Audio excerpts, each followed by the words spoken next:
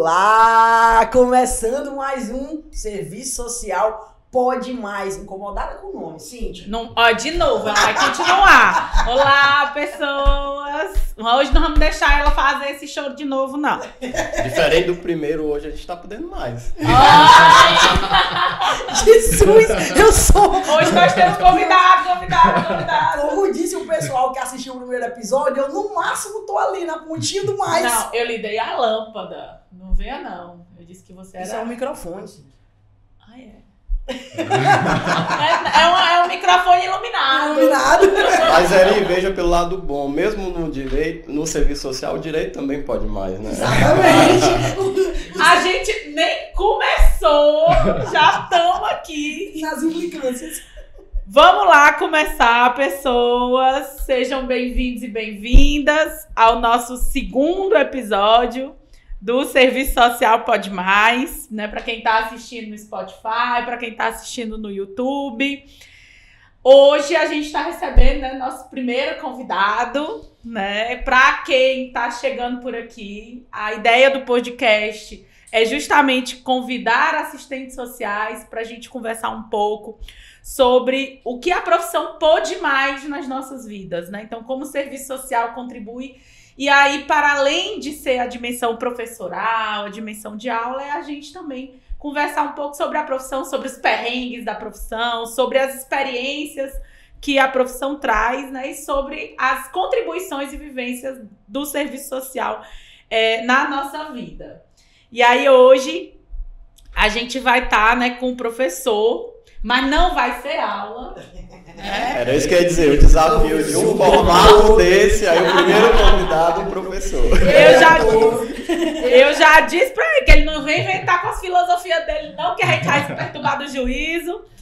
Né? O Stênio, ele é assistente social, né? Mas o mestrado e o doutorado dele é na área de filosofia. Foi longe, a gente vai trazer ele pra cá pra gente. E atualmente ele está coordenando, né, o mestrado em serviço social da Universidade Estadual do Ceará. E a ideia, né, da gente conversar um pouco sobre essa dinâmica mesmo, de como ele se encontra aqui com a gente, né, indo tão longe, mas também estando tão no cotidiano. Serviço social, seja bem-vindo, né? É uma alegria grande, vocês nem imaginam, né? Estar aqui, ser o primeiro convidado, né? E já parabenizando a vocês. Eu acho que tudo que vocês fazem com maestria e sempre podem mais, né? Pois eu tô muito feliz. O Stênio que a gente conhece desde a adolescência, muitos anos de estrada. Adolescência dela, né? Porque ela é mais nova, ela faz questão de demarcar isso. Nossa, verdade. Nossa adolescência. Tudo bem. Mas há muitos anos, né? E aí, eu vou começar com as formalidades. Não, eu posso começar sem formalidade nenhuma. Posso começar do dia que eu conheci o Stênio lá em Quixadá. Ai, não, então vamos voltar. Não, então não vamos pra essa parte, não. Já me disseram que é não tão formal, mas não tão pouco formal. Não, eu ia falar do movimento estudantil, da contribuição que ele faz em nossas vidas. Ah, tá certo. E aí, né, pra gente começar, a gente sempre faz a ideia, né, sempre como o serviço social chegou na sua vida, né? A gente queria que você comentasse um pouco sobre isso. Que chegou, pra quem não sabe, vai saber hoje, né? Chegou em 2 momentos, né? Isso, exatamente. E eu acho que não diferente de muita gente, né? O serviço social não foi a primeira opção. Como assim? Tira da minha Bateu na mesa, né, Cíntia? A verdade é assim, não é que não tenha sido a primeira opção. Eu acho que uma das questões, eu estava pensando sobre isso, inclusive, a gente chega numa idade, e os meus filhos estão nessa idade de pensar já sobre o futuro, né? E é muito imposto pra gente essa questão de definir o que é que a gente vai ser, né? E eu acho que eu era mais ou menos um jovem saudável. Eu não tinha muito essa definição, né? Quando eu digo que não era a primeira opção, é que, na verdade, estavam abertas para mim muitas possibilidades. E é tanto que no teste vocacional que eu fiz na escola, ainda tinha, né? Eu também fiz. Esses testes vocacionais, foi muito interessante porque a minha área de interesse deu humanas e sociais, né? E minha área de habilidade deu técnico científica. Nossa! E aí, meu primeiro vestibular eu fiz para informática, engenharia civil e psicologia. né? E não passei nenhum dos três, na verdade, né? E mostrava o conflito, né? Não passava nada. Exato, não é? né? Mas durante esse período, para quem não sabe, eu já fui de igreja evangélica, né? Fiz parte de grupos de juventude, adolescentes, etc. E nesse mesmo período eu estava dentro desses grupos e dialogando com uma das pessoas que organizavam o grupo, que era assistente social, né? Era da igreja, uma mulher da igreja que participava desses grupos, e ela começou a falar sobre o que fazia, e ela dizia que pensava em ser dentista, e aí desistiu quando viu que gostava muito de conversar e que não dava certo ser dentista e conversar. Com a boca aberta, né? Outra. E aí começou a falar sobre o serviço social, e isso me impressionou, né? Me inquietou a conhecer a atividade. E aí eu fiz serviço social nessa perspectiva de saber que era uma profissão que, de algum modo, lidava com pessoas, né? Tinha a ver com essa dimensão do diálogo, né? Dialogal, né? E que era a primeira impressão que eu tinha do serviço social. E nesse diálogo também ela atuava num campo social, né? De uma instituição vinculada à igreja. Também sabia que tinha relação com essa questão do social, né? Embora que ainda naquela visão um pouco articulada com a dimensão, né, assistencial, mas de algum modo eram duas questões que para mim conduziram aí ao serviço social, essa perspectiva do diálogo e essa perspectiva do social. Já foi pro vestibular sabendo que era serviço social. Eu tenho muita aluna que foi pro vestibular e não sabia. Assim, o que era, o que fazia, não tinha essa noção exata que tu já tinha. E é interessante que isso foi, não vou dizer quantos anos atrás, mas um tempinho atrás, mas que até hoje é muito recorrente, tanto os estudantes não terem mesmo essa compreensão, né? Muitos alunos meus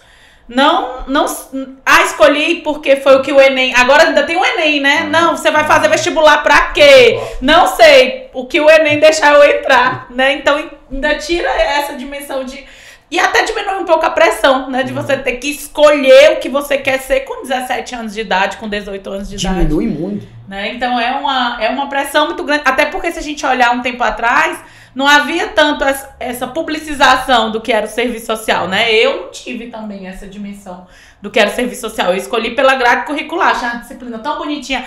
Eu quero aprender isso aí. Foi por isso. Minha amiga e eu que escolhi qual era o mais fácil de passar, porque eu queria era sair de Aracuiaba. Como assim? Eu olhei, assim, história, na UES, né? Assim, qual que tem menos... Aí tinha ainda assim, pedagogia eu acho que tinha menos concorrência. Aí eu digo, não, mas no pedagoga, história eu gosto muito, vou de história. Queria ter a oportunidade de vir em Fortaleza.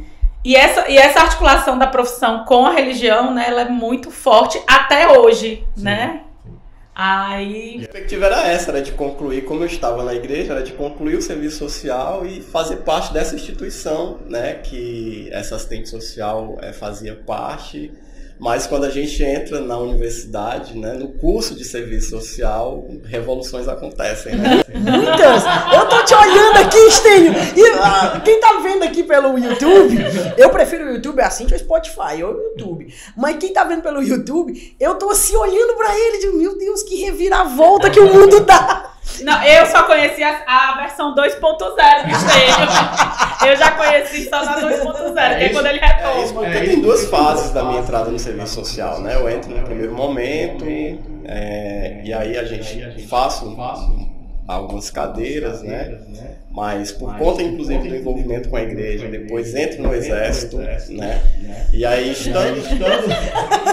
Todas as instituições que o serviço social ama. Exatamente, todas as instituições que se relacionam. Mas o que é interessante é que mesmo estando na igreja e no exército, as minhas perspectivas, depois que eu entrei no serviço social, passavam pelo serviço social, né? O meu projeto de vida era ou ser assistente social de alguma instituição da igreja ou ser assistente social do exército, né? Que é um campo que, inclusive, cresceu, né? Nas Forças Armadas. Na época que eu fiz serviço social, na primeira etapa, há alguns anos atrás, ainda não era tão intensa essa entrada do serviço social nas Forças Armadas, mas já existia, né?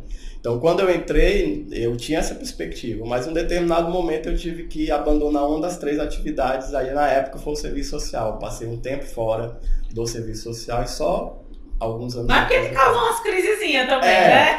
Claro, né? Porque não tem como... Como foi a crise? Primeira calorada?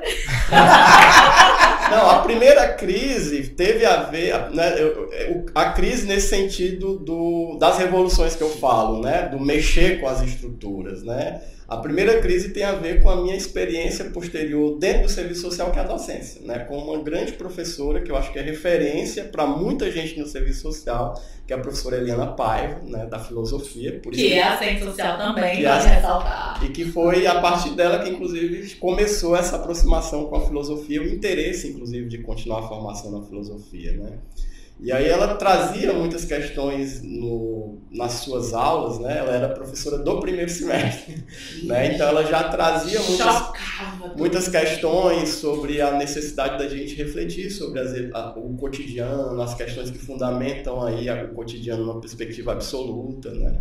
E uma frase que ela disse que eu nunca esqueci, né? Que fez com que eu pensasse muito sobre o que eu acreditava na época, que é dizer assim, não existe verdade absoluta, mas se porventura houver verdade absoluta, nenhum questionamento fará com que essa verdade deixe de ser absoluta. Então, quando ela diz isso, eu começo a questionar, porque se de fato o que eu acreditava era absoluto, por mais que eu questionasse, não seria destituído da sua absolutidade. A já começou a dar aula. Mas olha, mas eu adorei! Não, já começou a dar aula. Eu disse, Eu só quero saber que quem tá assistindo, porque às vezes tem um professor, tem um marco histórico na nossa vida que a gente guarda pra sempre. Quero saber de vocês, viu? Comente aí. Professor que... ou uma... Um beijo pra Eliana. Ai, um beijo, professor. Às vezes um evento que acontece e você fica... Não, às vezes um professor marca mesmo a gente. Eu tenho meu marco, Carlos Jacinto, um beijo. E aí, você sai e tem o retorno. Por que retornou? Quando eu saí, na verdade, eu sabia que voltaria, né? A saída não era um abandono. Por isso que eu disse, mesmo no exército, mesmo na igreja, eu tinha essa referência do serviço social como algo que eu me encontrei, né? Na primeira temporada, cursou quantos semestres? Na primeira temporada eu já estava no fatorial, né? Só fiz regularmente o primeiro, né? E depois fui fazendo, eu cheguei acho que até o quarto fatorial, né? É tanto que quando eu volto no chamado quarto fatorial. E aí são cenas de bastidor. Porque uma disciplina aqui, outra lá. Aí você tem... o fatorial é o quê, né? Explicando aí pra... É que você não é do serviço social. É um semestre que seria aquele mais central, em que se concentram mais disciplinas, mas que você está diluído em outros semestres. Aí você chama fatorial, porque você está localizado no quarto, mas faz disciplinas em outros. Tu passou quanto tempo fora, Sten? Eu passei em torno de uns 2 anos, mais ou menos. Eu entrei, já vou dizer as datas, não tem problema com data não, né? Alguns anos de análise já resolveram isso. Eu entrei em 96, foi o vestibular que eu fiz, né, em 96, fiquei mais ou menos até 98, que foi mais ou menos esses 4 semestres, claro que não totalmente regular, né, cursando algumas disciplinas, e volto no ano 2000, né.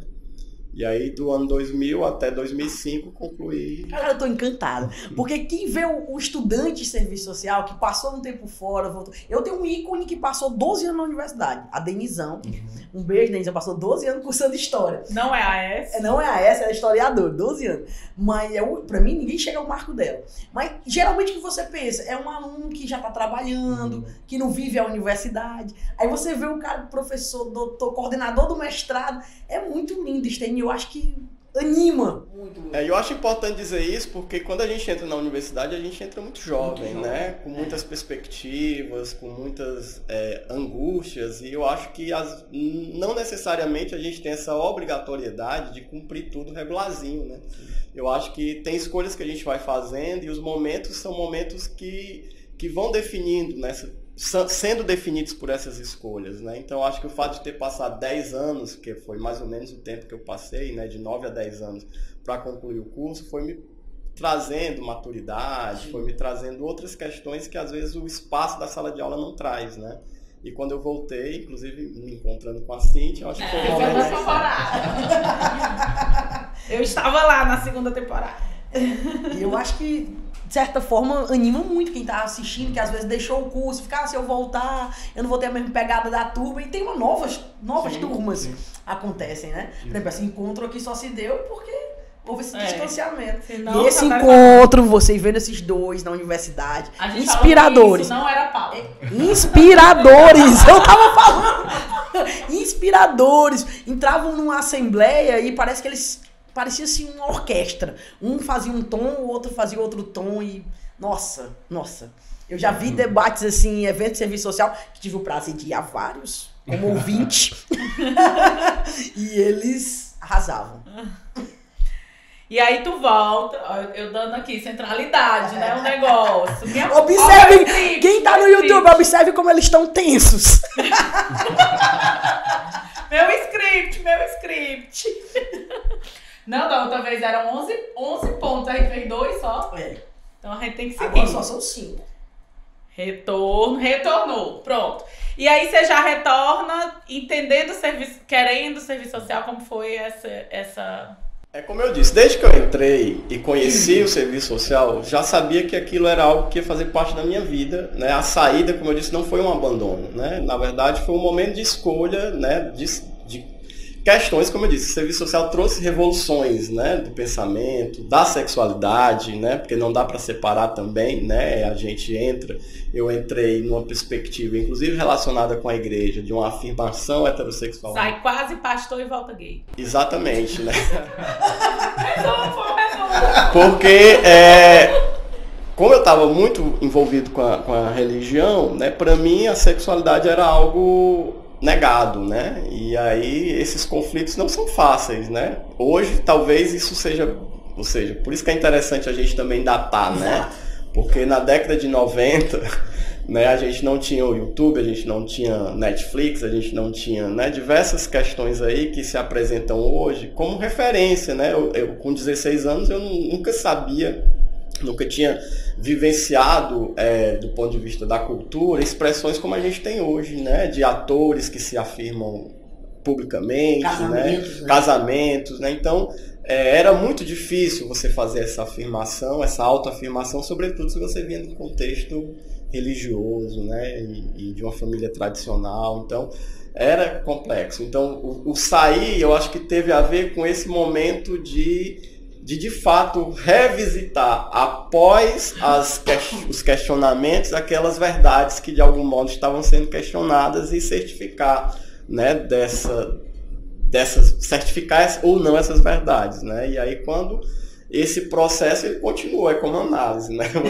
Você para um pouquinho a análise, mas continua, né, a efervescência dos questionamentos e tal. E quando eu de algum modo, eu acho que resolvi, eu acho que foi mais ou menos para tentar sintetizar, foi isso. Eu acho que quando se resolveram essas questões da fé, da sexualidade, né, das escolhas do âmbito mais pessoal, eu tive mais tranquilidade de voltar... Tô pronto, né? Tô pronto, e de voltar com tudo para o serviço social. E aí, eu já conheço essa fase, com tudo. E ó, pro povo que não conhece, eu não tô tirando ninguém do armário não, viu? Stênio é muito bem casado. 2 filhos. 2 filhos, um casamento. Foi a primeira adoção no Ceará, né? Primeira adoção de 2 pais, né, no Ceará. Deixa eu dar uma referência pro pessoal. Tem um vídeo nosso no YouTube que o Stênio conta essa trajetória de como foi o processo de adoção. É muito lindo, o vídeo muito emocionante. Pra falar de lei falando de amor. Pra falar de lei falando de amor é o nome do vídeo. Bote aí porque é lindo. E ele conta essa trajetória aí já da adoção e do ser pai. E é como eu dizia, eu acho que hoje essa referência e essa... Também não sou daqueles que dizem que todos têm que sair do armário e se revelar e se dizer, não, né? Eu digo assim, claro que eu vejo... Cada pessoa tem seu momento, né? Eu acho que as questões que cada pessoa vive individualmente, mas eu acho que do meu ponto de vista é um ato político, né? Essa afirmação, porque ela indica que não há problema nenhum nisso, né? Em ser e amar, ser o que você é e amar a quem você quer amar, né? E é um diálogo, eu vou pro serviço social, eu tô pro serviço social. Vai! Não, e é um diálogo que o serviço social, né, nos amadurece, nos ensina, né, faz com que a gente... eu sempre falo isso, né, por mais...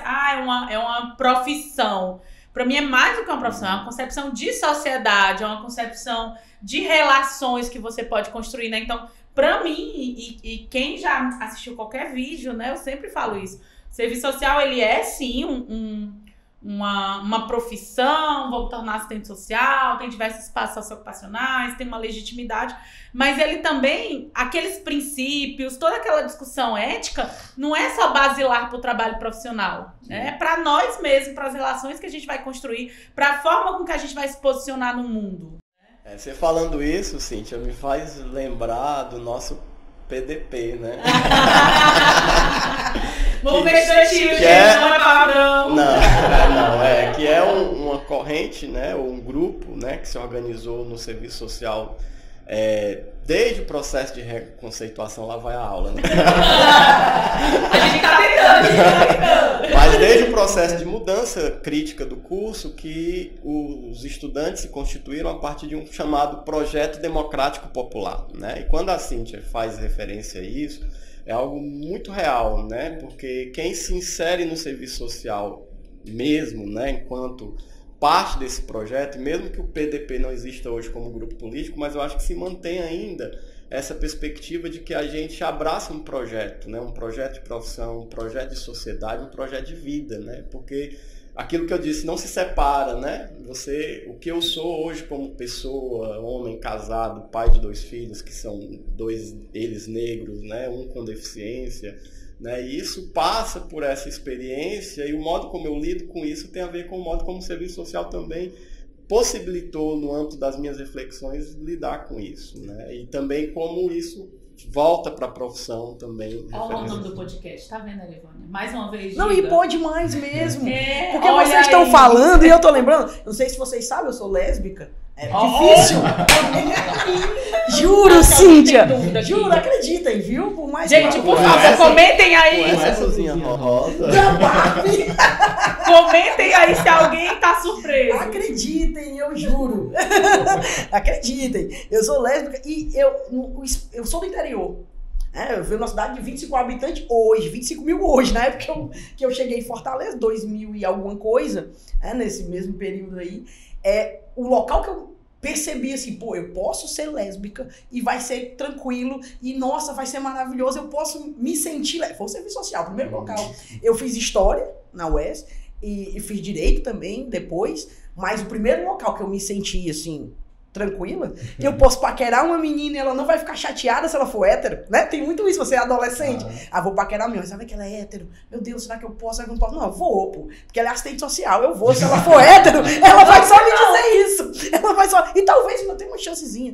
Então, eu vou tentar. Então, adolescente, sim, é isso, né? Você pensava assim. Mas isso é se sentir confortável num espaço onde quem proporcionou primeiro, olha como o serviço social pode mais. Tá vendo? Me deixar à vontade assim, foi dos espaços de eventos do serviço social. Talvez também por isso tão grande aproximação eu tive ali no comecinho.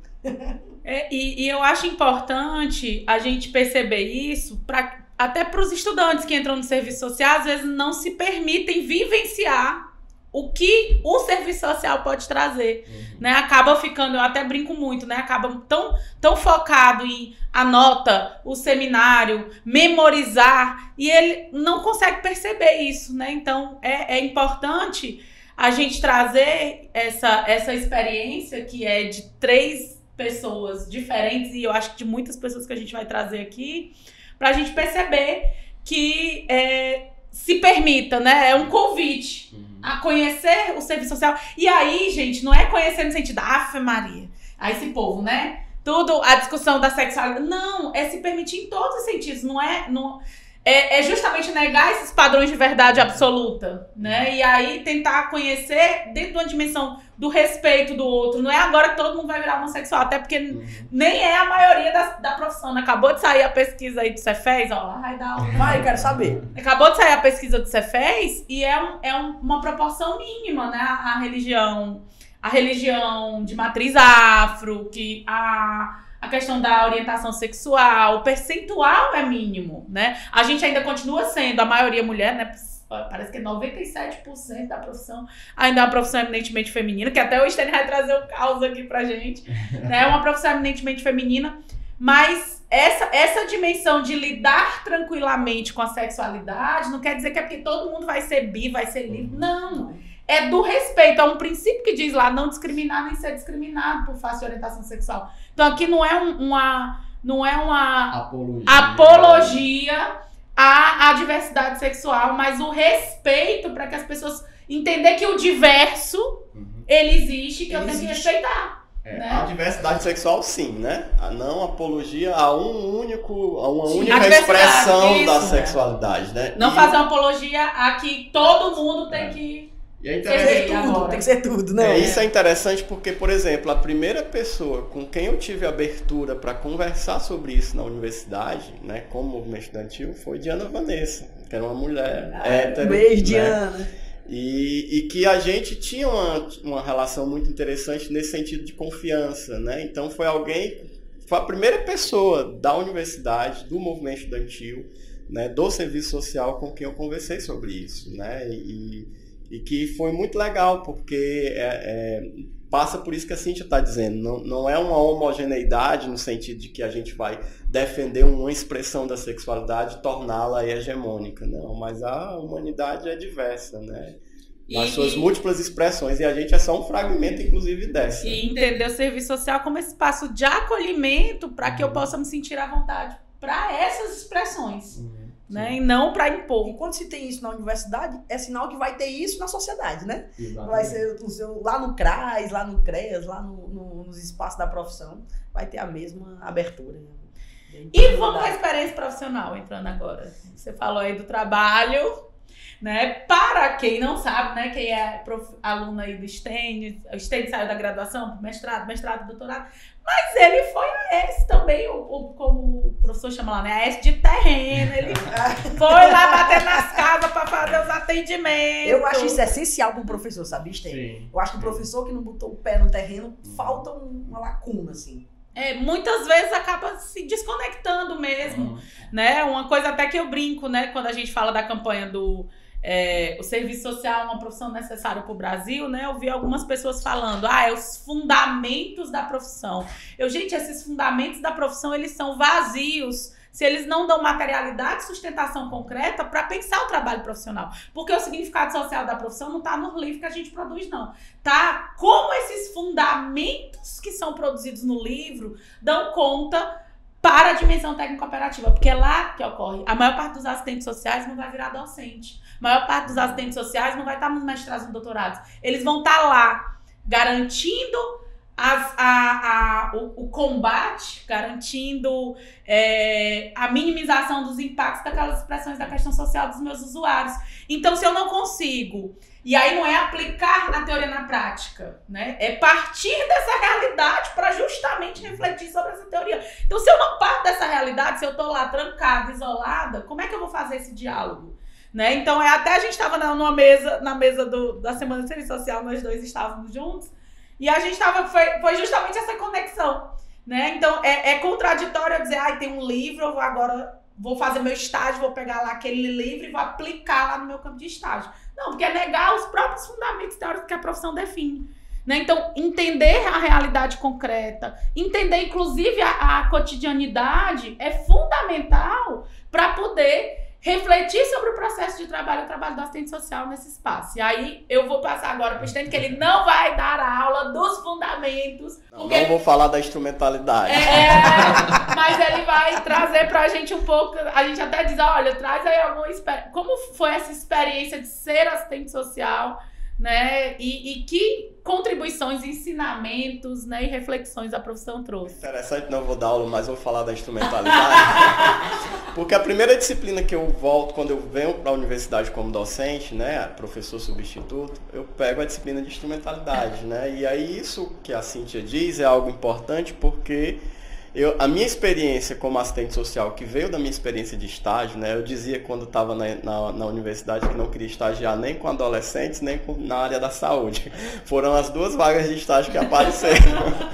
Né? Então, a primeira com adolescente, no projeto Agente Jovem, né? E depois no serviço de atendimento domiciliar Home Care da Unimed. Né? E que depois foi lá onde eu permaneci mais tempo, aprendi demais, né? Inclusive com Eu vou sempre trazer referência, gente, porque eu acho que a nossa vida, ela é sempre o que a gente nunca é sozinho, né? Então, a querida Mary, né, assistente social da época, que foi minha supervisora, foi uma pessoa com quem eu aprendi demais, né? E aí, na experiência da Unimed, a gente lida com um conjunto, sobretudo na perspectiva de trabalho da Mary, né, a gente lida com um conjunto diverso de instrumentais, né? O serviço social na Unimed, né, no trabalho do home care, né, o acompanhamento das famílias, né, que são acompanhadas pela Unimed nesse serviço, né, e lidando com as questões relacionadas a esse trabalho, né, ou esse atendimento, né, e claro que o serviço social vai fazer o que lá, né? O que é que o serviço social, como em todos os outros espaços, é tratar a partir da perspectiva dos direitos, né? Identificar a questão de situações de violação de direitos, e a gente acha que isso só está no contexto de quem está lá na periferia, né? Então a gente acha que o serviço social, e aí um dos casos que eu como assistente social de lá tem a ver com isso, porque a gente é dividido por região, né? E eu atuava na região da Aldeota, Meireles. Meu Deus, pra quem é de fora do estado, é elite, né? Não, e aí a gente fica até pensando, né? Uma coisa é trabalhar a violência patrimonial que envolve um BPC. Outra coisa é trabalhar a violência patrimonial, que é heranças, patrimônios, né? E a gente não é preparado para isso, né? Porque quando a gente vai, por exemplo, eu como estagiário visitei, né, outros bairros, a gente via situações de violação por parte do Estado, inclusive, né? A questão de carências que as famílias vivenciavam por falta desse acesso às políticas públicas, né? Que era o que se destacava mais. No contexto mais de uma outra classe, a gente, claro que pensa que não tem situações, né, de violação, mas a gente via diversas situações. Eu não ia ter nem roupa para fazer uma visita dessa. Violação. É farda, né, não? É farda. E aí tem isso. É interessante essa coisa da farda, porque quando eu era estagiário, nas vezes que eu ia visitar com assistente social, as pessoas achavam que eu era médico, né? Porque é homem. Porque é homem. Nossa. Porque sou homem, né? Então chegava lá na casa e as pessoas... ainda bem que agora mudou o médico, né? O senhor agora, né? E aí isso é muito... Isso no estágio. Isso no estágio. Eu ia com assistente social, como estagiário, ia, né, visitar as famílias, e aí às vezes as famílias se reportavam a mim como se fosse o médico e a assistente social me acompanhando, né? Enquanto assistente social. E aí uma dessas vezes que eu fui, né, sozinho, já assistente social...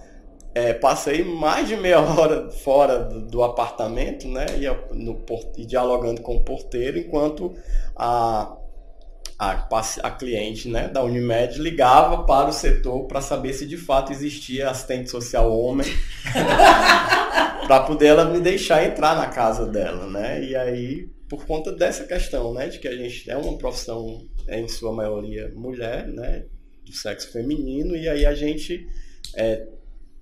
teve essa situação que foi delicada, né? Interessante, né? Engraçada. A Cindy disse que tem 97%. 97%. E casa muito com os dados do YouTube nosso. Que também, quem assiste é 98% mulheres. E 2 alguma coisa são homens. Então se tiver um homem assistindo aqui, ó, comenta. E a outra situação também, que foi já numa casa do Meireles, né?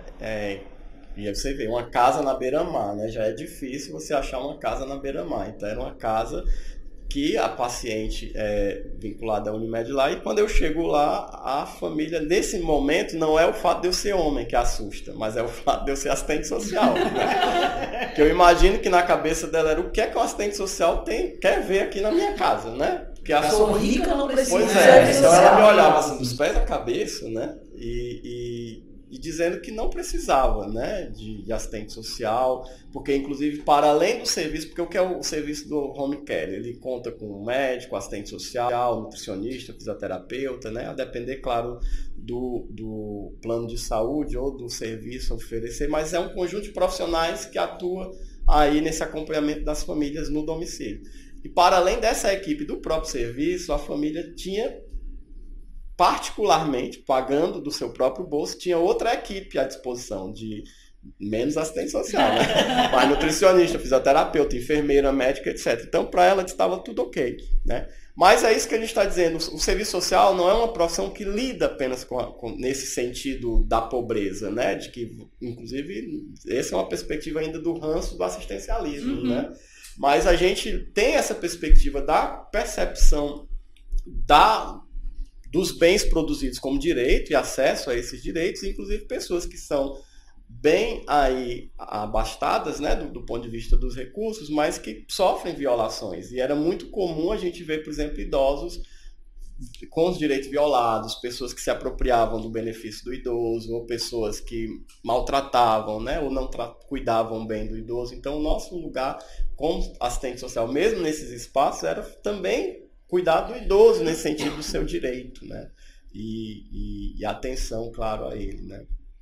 E aí, você fala muito isso, né? Dessa construção histórica de que a gente lida, que o assistente social trabalha com assistência social, né? Estritamente. E aí cria essa ideia, né? De que nós vamos trabalhar só com as pessoas em situação de pobreza. Né? Só um minuto para não esquecer, sentir outra coisa, além dessa questão do idoso, que mesmo essa mulher que me recebeu, nem percebia como, inclusive ela tinha direito dela violado enquanto mulher, porque era outra coisa que a gente notava, né?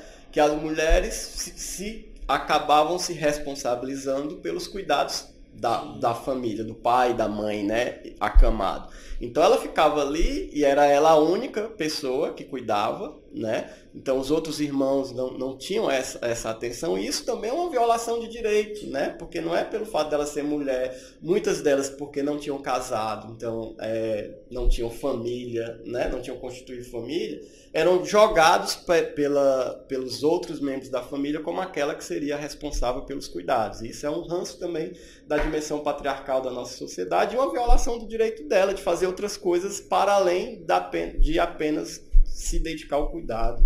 Mas é sempre assim, a gente é sempre a gestora dos sofrimentos e das mazelas. Aconteceu algo na família? Um brinde. Um brinde. Faz pro pessoal assistir que fez, é isso mesmo. Nós brindamos aqui. Não, e aí essa questão, né? Tanto esse ranço do assistencialismo, como também uma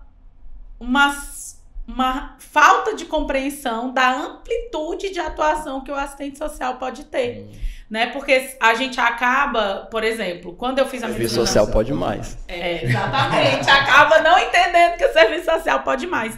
Porque o que é que acontece? Eu lembro que a minha disciplina de Direito e Legislação foi só CLT. Porque o professor entendia que legislação social era só a legislação trabalhista.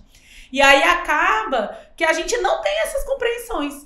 E uma outra questão também Por isso façam meus cursos. Legislação social. Plim, Direito também pode plim, mais. plim. O direito é no máximo mais. Pode mais, não, mas ajuda. E aí, a gente também acaba ocupando um espaço, deixando de ocupar determinados espaços. Eu lembro também na época que a gente trabalhava com projetos, né? Que cada vez menos a gente estava encontrando assistentes sociais na parte de elaboração. Na hora de executar os projetos, eram os assistentes sociais. Então, a gente tem um ranço histórico, né? De que nós somos executoras, de que nós atuamos na assistência social. E muitas vezes nos colocam nesse espaço e nós permanecemos lá. Né? Então, acho que é importante também fazer um chamado e uma reflexão, né? Pra gente saber que pode mais, mas nesse sentido. Mas para poder mais, eu tenho que me qualificar. Né? Eu tenho que entender esse olhar que você traz. Você foi para fazer um atendimento específico e ao chegar lá conseguiu identificar outras demandas que muitas vezes o assistente social só vai lá, eu só vou preencher um cadastro e pronto. Né? E não consegue. E isso tem a ver, mais uma vez, com a querida Meire, né, que foi minha supervisora. Quando ela chega no setor, só tinha um assistente social, né? E essa assistente social que tinha... Isso que anos tem? Isso foi nos anos 2000. Nossa, porque Mas o home care é algo né? tão... Então, As pessoas colocam tanto como algo tão atual, né? E o Unimed já fazia essa implementação. E hoje tem uma equipe grande, né? Beijo para as meninas da Unimed, do Unimed lá. Unimed lá, fez que uma são fantásticas. A Meire chegou no serviço na década de 90. E o que era feito? O trabalho do serviço social era ligar para as famílias, isso pelo que a gente sabe, né? Era ligar para as famílias para dizer que o plano estava atrasado, né? Nossa, e aí, cobrança. Quando a Meire chega, assistente social, para dar continuidade ao serviço, ela começa a revolucionar, inclusive, dando esse novo olhar e esse entendimento do que é que o serviço social precisa fazer, né? E tem como atribuição. E a equipe foi a equipe que mais cresceu. Ela transformou. Quando eu saí de lá, eu entrei, já tinha, além dela, tinha mais 4 assistentes sociais. E quando eu saí, a gente já estava em 12. Né? E hoje já tem uma equipe ainda maior, porque isso foi demonstrando como o serviço social está para além dessa relação. O serviço social pode mais. Exatamente. E dessa relação com o cliente no sentido do saque, né? Do serviço, porque às vezes entende como aquele sentido mais simplista da mediação, não mediar o conflito com o outro profissional, porque são outras questões que apresentam-se também, né? E aí a Meire sempre ela ficava... Uma coisa que sempre me chamava a atenção dela é porque ela nunca abria mão de algo para fazer, mas ela deixava claro o que era específico nosso e o que não era específico nosso. Eu me lembro de uma coisa que era muito hilária, que era o serviço oferecia cursos de preparação para os cuidadores e as cuidadoras, né? E aí, numa das reuniões, alguém joga a pérola, né? Que eu acho que em todas as instituições é assim. Diz assim, o serviço social organiza o curso, né? A gente organiza evento, né?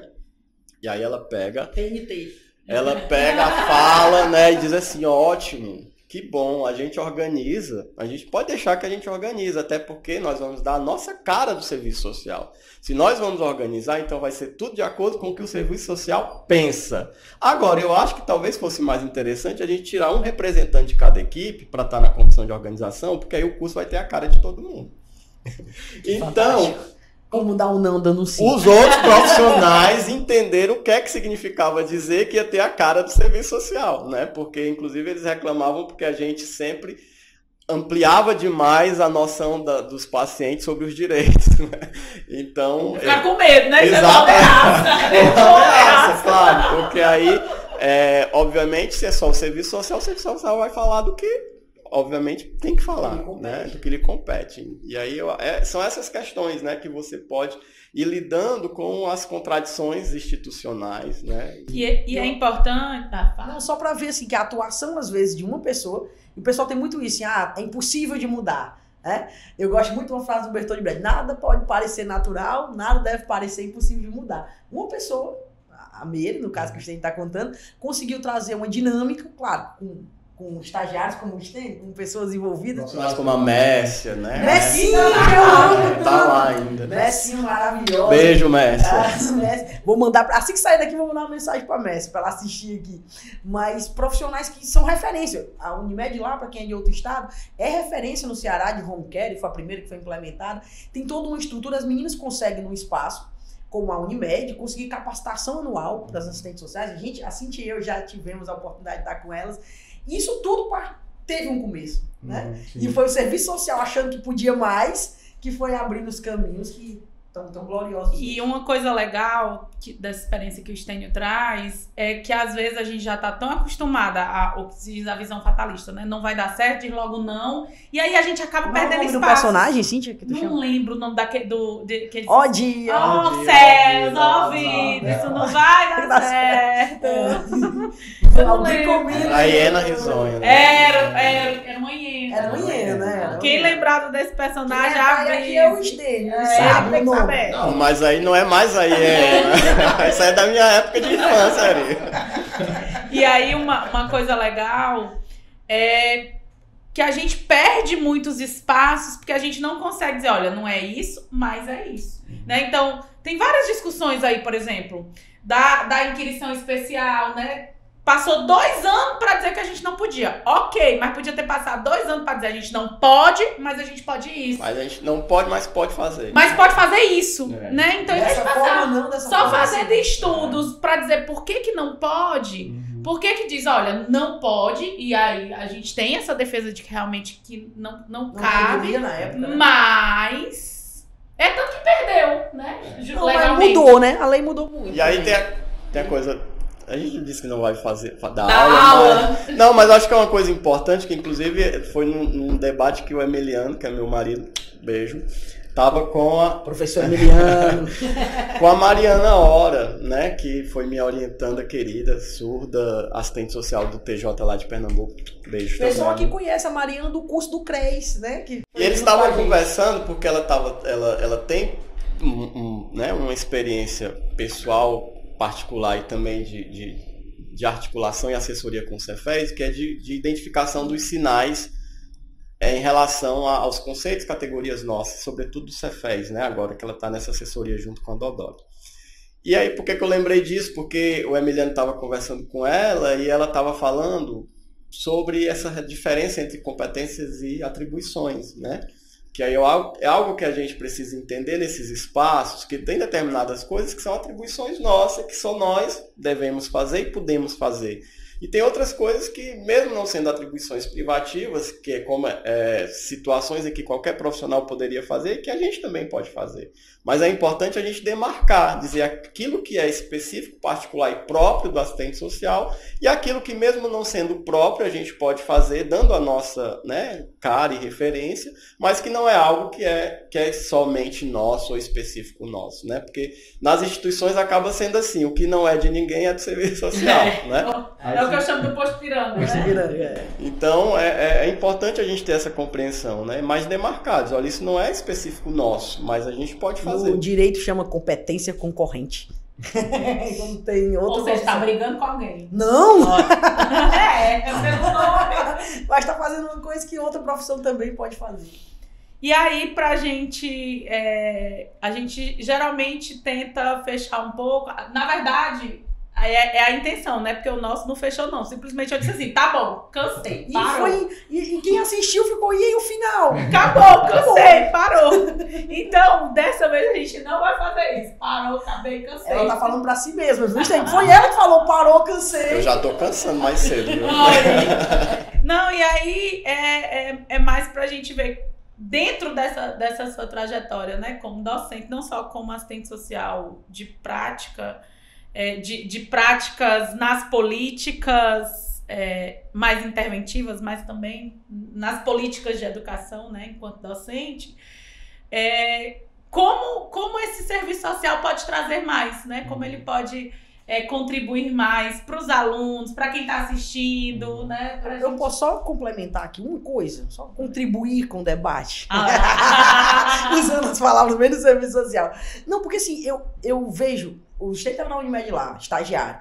É quase um processo natural que um estagiário de destaque maravilhoso como você se torne um profissional da instituição. Assim, é muito comum, né? E se tornou. Quando é que vem um clique e diz assim, você docente? Bom, aí eu volto. Acho que aí é o grande clique. Só um intervalo. Vocês perceberam que eu tava indo pra finalizar e ela voltou. Só porque é muito importante. Só deixa eu concluir. Porque é aquela velha história que eu quero fazer 1 hora de programa, ela quer fazer 2. Então a gente vai estar. É só porque é um clique assim que perpassa na minha mente. Qual é a hora que a pessoa diz, ó, porque pra mim é muito distante. Sim. Ser professor da universidade, pô, deve ser o quê? 5, 6, 10, 15 na UES? Né? Na Unilab tem quantos? Serviço social? 2. Concurso novo, né? Então você se achar capaz, pra nós, que somos filhos da classe trabalhadora, nós 3 aqui na mesa, se sentir empoderado e dizer assim, eu posso ser um professor daí. Tem um clique, né? A pessoa não chega um dia e diz, eu posso. Vou dizer que é super interessante e importante essa pergunta que a Arivânia fez. Porque isso tem a ver de novo com o começo, né? Quando eu falei da referência à professora Eliana Paiva, e não só a Eliana, mas, claro, a Eliana foi a que me conduziu para a filosofia e depois me levou no meu conflito, né? Desculpa, gente. Tudo bem. O pai sempre tem que estar com o telefone alto, os filhos sempre podem precisar. Aquele do conflito entre a docência e a prática, né? Porque a Eliana aparece como essa referência e depois a gente vai tendo um conjunto de outras professoras referência na formação como Liana Brito, né, a Carmencita, né, que também foi minha professora, né, Virgínia, enfim, Cristina Nobre, né? Então, várias professoras que vão nos trazendo essa referência e que você, de algum modo, se identifica, né? Então, eu tinha a referência da Meire como minha supervisora e que me encantava aí na experiência como assistente social da Unimed também. E tinha essa referência da docência, que era algo também que eu tinha interesse, porque, inclusive, a professora Eliana me chamou para ser monitor da disciplina dela. Então, tive essa experiência de monitoria, né? Então, na experiência de monitoria, por incrível que pareça, eu era uma pessoa super tímida, né? Eu tinha dificuldade de Na fala. primeira temporada. Na primeira temporada. Eu já conheci sem a timidez. Ah, chegou procurando a bandeira para fazer uma confusão. Então, eu tinha... a experiência da monitoria me desarmou nesse sentido, né?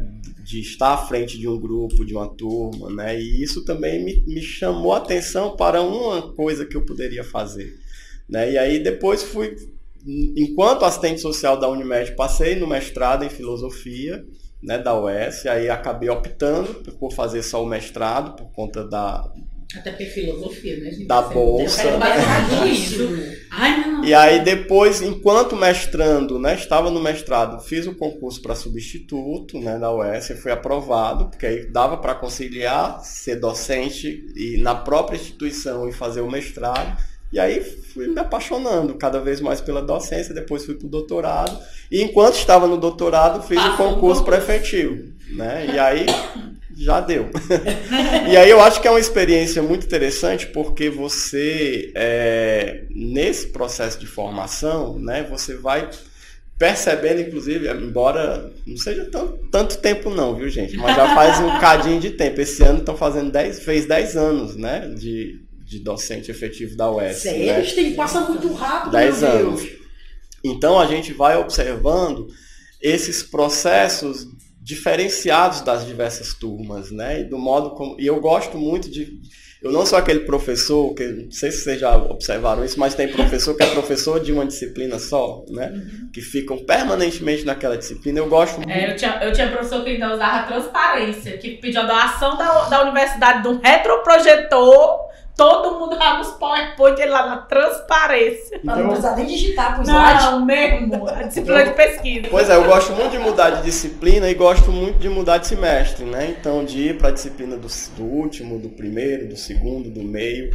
E a gente vai observando isso, é muito legal você observar as pessoas. E eu, por conta da minha experiência, inclusive, né? De como a gente entra na universidade, como a gente sai da universidade, como o processo de formação vai mudando, né? E eu acho que tem uma coisa que, às vezes, isso que a Cíntia falou sobre a nossa atividade profissional, precisa também estar muito imbricado na nossa atividade profissional enquanto docente e assistente social, mais do que qualquer outra atividade profissional. Dessa coisa do respeito à diversidade, da liberdade, da autonomia, né? Que muitas vezes, como docente, a tendência a gente ter uma atuação mais impositiva é muito forte. Né? Da gente, por exemplo, alguém chega com uma proposta de pesquisa. Eu gosto muito de orientar e gosto muito da disciplina de pesquisa, porque na minha experiência como aluno já cheguei para pessoas que na disciplina de pesquisa disseram: você não tem como fazer isso.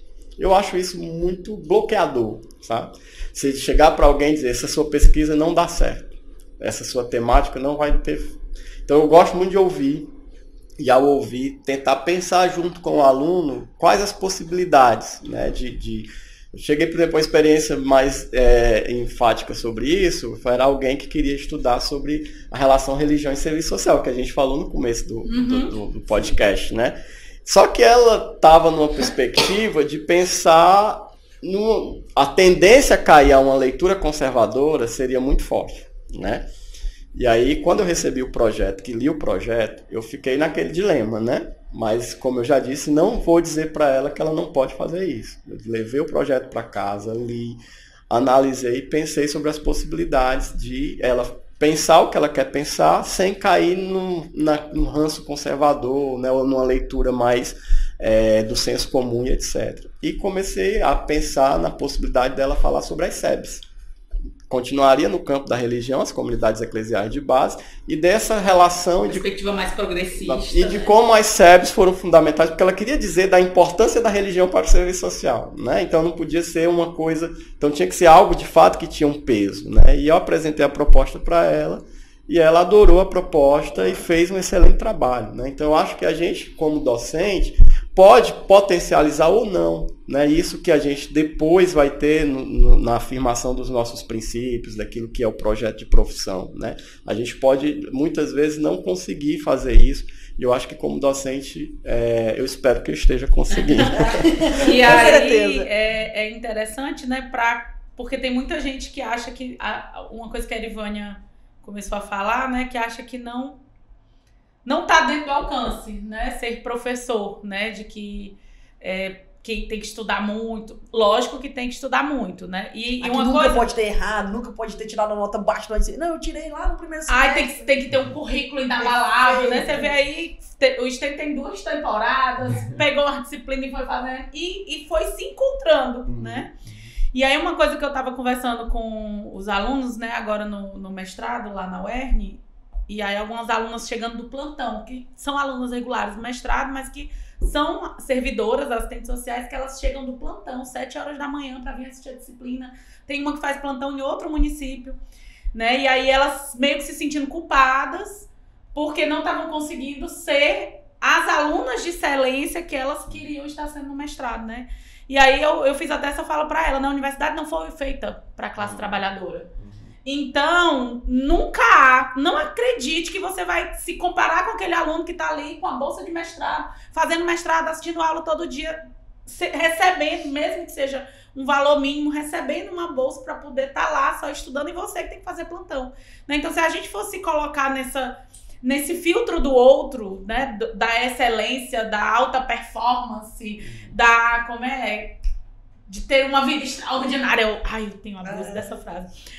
E você não vai conseguir ser nada. Sim. Então, é entender que a universidade não foi feita para a classe trabalhadora. Então, todo dia nós ousamos ocupar esse espaço, nós ousamos achar que podemos ser docentes, né, do ensino superior. Para mim, custou um pouco mais. Eu passei 4 anos para entrar no mestrado, 4 anos para poder entrar no doutorado, porque tinham condições objetivas de trabalho e de vida. Eu vou ficar em silêncio, porque eu nunca entrei no mestrado, nunca entrei no doutorado. Essa aí não é por falta de carão. Por favor, ajudem aí quem chegou até aqui. Mandem a Erivânia fazer um mestrado, porque as contribuições que essa mulher vai trazer se ela fizer um mestrado... As portas estão abertas lá do Mais. O meu temor é a minha saúde mental, porque eu vou ser esse tipo de pessoa. Que vai se cobrar para além das condições objetivas, materiais e concretas do que é ser trabalhador e estudar. Acima de tudo, a minha saúde mental. Se eu vou fazer uma autocobrança para fazer uma coisa de excelência, que eu não vou... Eu quero dizer isso porque é uma coisa da parte que me toca, né? Como coordenador do mestrado. E aí é uma coisa que eu tenho, assim, questionado muito, porque às vezes... Claro que a universidade, a universidade, inclusive as pós-graduações, por serem parte de um sistema meio cruel que a gente vivencia, que é o modo de produção capitalista, eles são adoecedores. Mas são adoecedores não por eles mesmos, né? E aí é algo que a gente tem trabalhado muito, porque a realidade da pós-graduação é essa realidade que a Cíntia acabou de relatar, que a gente recebe profissionais, né? Que tem aí, além da responsabilidade com a pós-graduação, e que tem o desejo e esse desejo deve ser acolhido pelo ensino superior, principalmente para nós assistentes sociais que qualifica a nossa ação, esse momento de parar e refletir sobre ela. Exato, então eu tenho puxado, inclusive, já puxei isso em reunião da ABEPS, já puxei isso em reunião das coordenações de pós-graduação do Brasil, e vou levar isso para o seminário de meio termo agora em novembro, que vai ter da CAPES, que é essa necessidade da gente pensar parâmetros mais reais do ponto de vista do que é a pós-graduação, né? Considerando essa nossa realidade, que é a realidade de um curso como serviço social, seja da graduação ou da pós-graduação, que é composta por um número significativo de pessoas da classe trabalhadora. Na minha época, a gente tinha, por exemplo, muitas pessoas que vinham da escola privada na minha turma, né? Eu mesmo vim de uma escola privada, né? Eram poucas pessoas que vinham da escola pública. Hoje você tem uma realidade no serviço social, na graduação, e a gente observa, que é mais composta por classe trabalhadora do que por pessoas que vêm de outros espaços, né?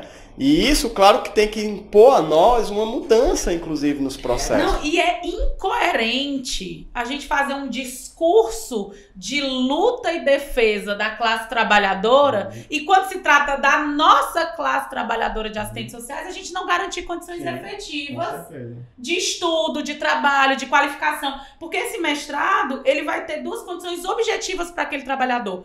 Não só uma dimensão material, porque muitas vezes se ele é servidor, ele vai aumentar o salário dele, como uma condição de ser aquele espaço que ele vai poder parar e refletir sobre aquele local de trabalho. O que eu já vi de depoimentos lá no mestrado da UERJ, tem muitos alunos que são também trabalhadores. O que eu já vi de depoimento de assistentes sociais falando como elas passaram a perceber de outra forma o seu espaço de trabalho por causa de discussões na disciplina de Estado, na disciplina de questão social. Né? Então a gente tem que entender que o assistente social não é superdimensionar a dimensão técnico-profissional, mas é na dimensão técnico-operativa que se materializa o significado social da profissão. A gente não está formando docentes intelectuais, a gente está formando assistentes sociais para qualificar na luta por direitos, na efetivação desses direitos nos espaços de trabalho. E aí é incoerente a gente ter esse discurso e não garantir condições objetivas. Inclusive do seu próprio direito, né? Porque é do seu próprio direito de formação continuada, que está lá nos princípios do Código de Ética, né? Então,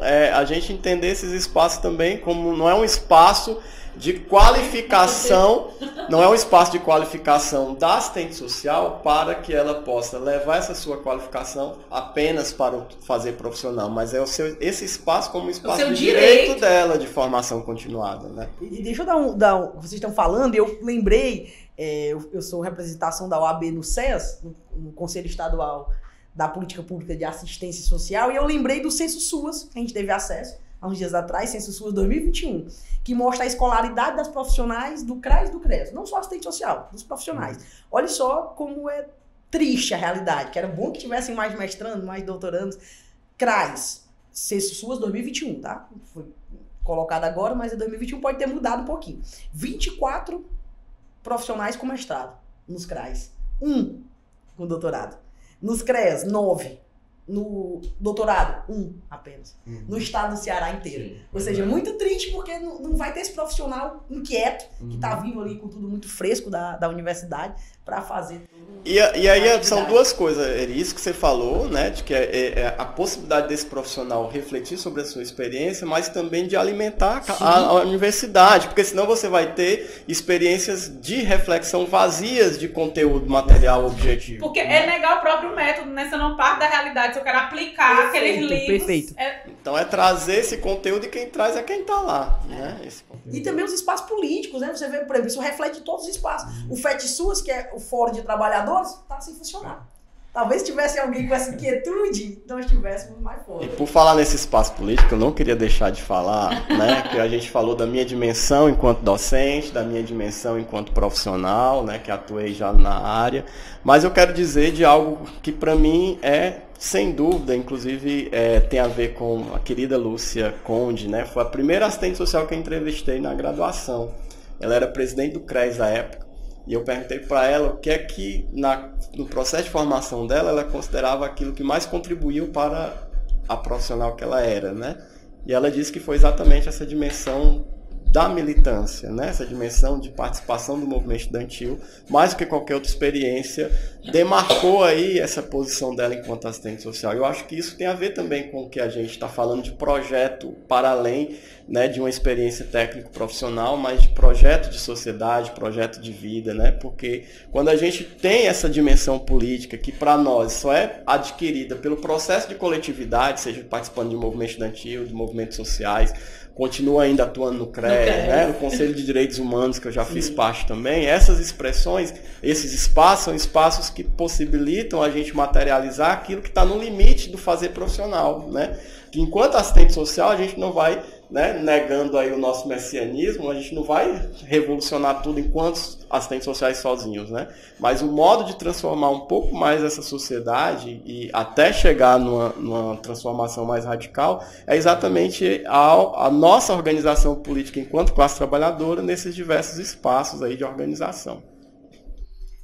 Agora sim! Agora é pra terminar! Se você chegou até aqui, ó, avisa pra eu não passar como errada, porque ela disse, não, se for Globo... Mas vai ser uma hora também, não vai ser. Então tu tava forjando naquela hora? Era pra ir preparando as pessoas para o encerramento. Não vai ser do... Olha, nos comentários, eu vou reagir aos comentários do grupo, o pessoal diz isso. Eu tenho uma colega que diz assim, eu sou bom em argumentação, mas a Cíntia é zero jogo. Por isso, ó. Tudo planejado. Aí me deixa feliz, mesmo sendo o objetivo dela, sabe? Eu não devia ter contado, né, pra deixar ela feliz. Eu tô feliz, não é? Então, pra gente fechar mesmo nessa... na verdade, é muito uma mensagem, né, de como... Para as pessoas que estão assistindo, para os assistentes sociais, para os estudantes de serviço social, né? Como pensar, como o serviço social pode mais, né? Como ele pode contribuir nas formações, nas vivências e, na verdade, é uma síntese, né, do que a gente já conversou muito aqui. Bom, é difícil. Porque assim, tentando ver, o serviço social primeiro, ele teve um lugar, acho que dentro quem está desde o começo vê, né, de como o serviço social ele começou a impactar a minha vida desde a graduação, né, de como ele foi revolucionando a forma de pensar, de refletir o mundo, de compreender o mundo, né? Então a gente, nesse processo de formação e de inserção nos espaços políticos também que organizam esse processo de formação, porque esses espaços políticos eles também são parte do processo de formação, eles nos conduzem, né, a ler o mundo de um modo diferente, né, e de ler para além daquilo que está sendo colocado para a gente como valores absolutos, né, como valores eternos, ou como valores naturalizados de uma sociedade que não pode ser mudada. Então, acho que é uma das primeiras lições que a gente aprende no curso, a partir da frase que, inclusive, a Eri chamou a atenção, nunca diga isso é natural, né, para que nada pareça impossível de ser mudado. Eu acho que uma das primeiras lições que eu aprendi no serviço social foi questionar aquilo que parece ser inquestionável, né, e as estruturas que estão postas como sendo estruturas determinadas e determinantes, né, e que podem ser questionadas. Acreditar na possibilidade de mudança, seja da mudança individual, ninguém sempre, ou sempre foi assim, sempre vai ser assim. Eu acho que acreditar no processo de mudança individual e acreditar no processo de mudança da sociedade, né? Então eu acho que é importante a gente que está se inserindo nesse espaço profissional entendê-lo, né, não como algo que, embora a gente saiba, né, que enquanto docente, enquanto assistente social, a gente reproduz um pouco dessa lógica social, mas a gente pode reproduzir tensionando a mudança, né? A gente pode reproduzir produzindo também mudança nesses diversos espaços que a gente tiver, seja na docência, seja no CRAS, no CREAS, na saúde, né? Então é isso. Eu acho que acreditar na possibilidade de mudança, né, de questionar os valores absolutos, né, e enfim, uma nova forma de sociedade. Ai, eu sou apaixonada!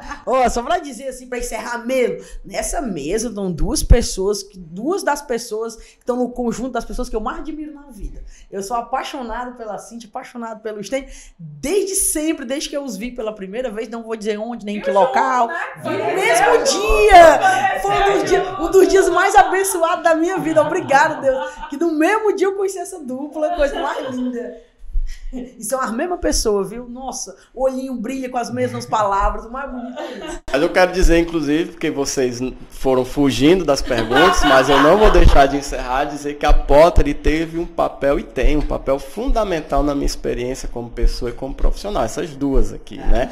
Inclusive, uma das minhas experiências como profissional foi no iníciozinho da Potter, né? Como mobilizador social, né? No processo de mobilização social, no projeto aí, né, dos planos diretores, né, fui lá olha, a primeira vez que eu fui para Jericoacoara, financiado pela Potter.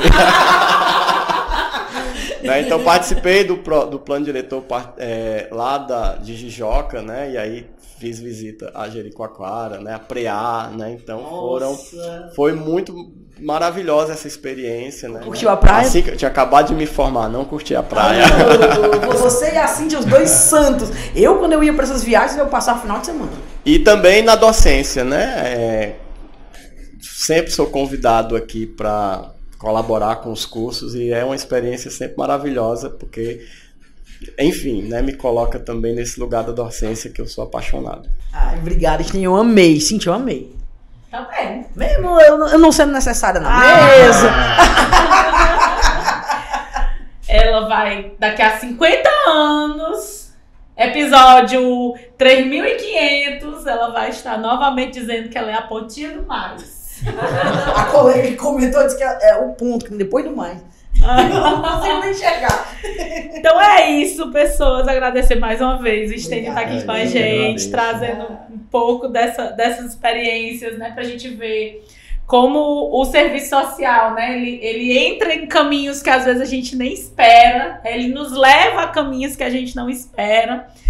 E aí a gente fica só feliz, né, de estar construindo esse projeto, de estar trazendo essas experiências e que a gente possa, né, servir, inclusive, de inspiração, de referência para outras pessoas, né? A gente falou muita coisa aqui do mestrado, das múltiplas formas de acessar o ensino superior, de desistir, de voltar, né? E que a gente possa estar, né, construindo esse serviço social crítico, atuante, dentro das possibilidades que a classe trabalhadora possa acessar e que nós, enquanto assistentes sociais, né, possamos nos organizar e nos fortalecer para sempre perceber, né, como nós podemos mais nas nossas vidas, nos nossos espaços de trabalho. É isso. É isso. Tira a nossa foto aqui, oficial, porque eu acho que isso é eu. Um abraço a todos e a todas. Beijo, gente. Tchau.